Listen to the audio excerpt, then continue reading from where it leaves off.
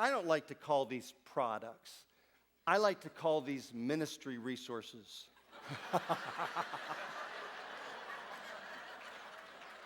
That I sell for a profit. So, and I promise, just so I want you to know this, and Don, I hope you're listening. Well, I know you're listening, but I want you to know I'm going to make this quick, very quick, because I did not come here to do this, okay? So I just want to just very briefly say, these are comedy DVDs that I have. I have 2 of them. This is the elder of the 2. This one, Bananas, it's a TV show, and this is was my show on that one. Oh, yeah, look at there. We got nice big, you can see it. And this is, and by the way, it's 6 or 7 years old, but what I've discovered with people is if you don't have it, it's like brand new. And this is a DVD that I did with a joint project I did with my buddy, Ken Davis. Do we have any Ken Davis fans here tonight, by any chance? Okay, six of you. I want you, you guys, Ken Davis fans, I want you to know that for me, it's just such a delight to be here tonight without him. So, but Ken's a marvelous communicator and comic, and this is called Ken Davis and Bob Stromberg Together Again for the First Time. So, very proud of this. It has lots of good stuff on it. And this is probably the nicest thing that I've ever put together for folks. This is a book called The Miracle at Stinky Bay. It's a story from my life and my dad's life. It's illustrated by my son, Nate, who is a teacher here in town, teaches at Minnehaha Academy. And every page is beautifully illustrated. This is a true story, and I won't perform this story tonight because, again, I didn't come here to do this. But I just I'll just tell you this story so you know what it is. And I'll tell it to you quickly. True story. My dad and I, when I was a boy, growing up in north central Pennsylvania, I always wanted to go fishing in northern Ontario, because we could catch little fish where I lived in Pennsylvania, but not big ones, not like we can around here in Minnesota. You couldn't catch pike, couldn't catch walleye where I grew up because we didn't have them. We only had streams, we didn't have lakes. But my uncles every year came back with ice chests full of these big fish. And when I was 9, my dad said, "Bobby, I think this is our summer." And sure enough, we went, and with my uncles. We were 3 days into a 7-day trip, and none of us had even gotten a bite, except for my one uncle who caught a beaver. But other than that, and it was surprisingly bland tasting, really. So. That is not true.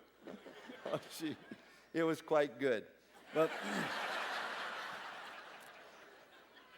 my dad said to my uncles, "I'm going to take Bobby over to Stinky Bay." It wasn't actually a bay, it was a lake, but it was called Stinky Bay. And we left before the sun came up.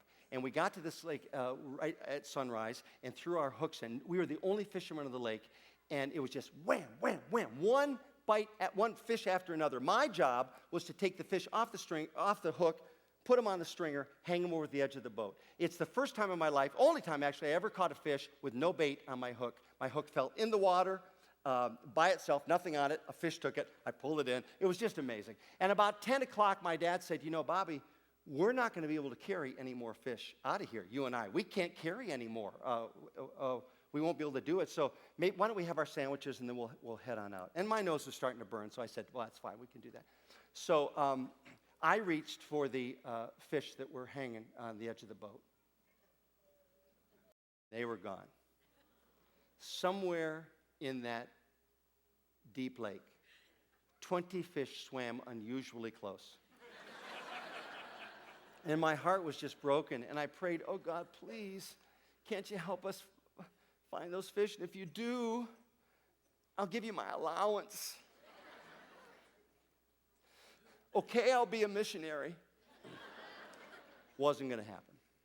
My dad started rowing in, and I threw in my line with my bobber there, just thinking maybe a miracle muskie would make up for the loss, but it didn't happen. Instead, my bobber got caught on some lily pads, and I couldn't get it off, so my dad had to row back, and he had to pull it, and he ripped those lily pads out and threw them off to the side, and I reeled it in, and on the end of my hook, I had caught the entire stringer of fish. So, a miracle at Stinky Bay. So. And then 11 years later, my wife and I spent our first year of marriage doing missionary work in the Congo. So... I didn't feel particularly called to the work, but I felt heavily obligated at that point. And this book has a CD in the back as well with this story and 5 other family stories. So again, I just want to let people know they're out there. They'll be over there in a table if you're interested afterwards. I don't need to say anything more about that, so except the price. I probably should tell you about the pricing here briefly. This DVD is $20, and this DVD is $20. But tonight, if you buy them both, they're $20.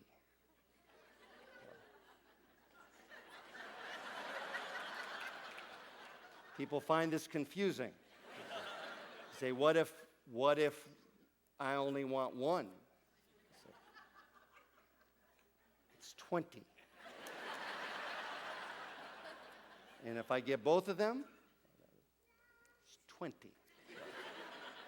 And this is 20, and this is actually worth it. So, just so you know. I'll let you know that. So, any more about that?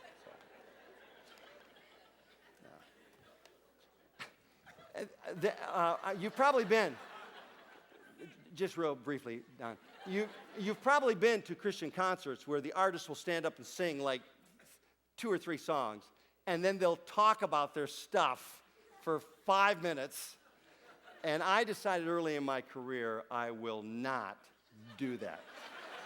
I simply want people to know they're available. If you want them, I'll be out there by that table. You won't be able to miss me because I will make eye contact with each and every one of you as you leave today.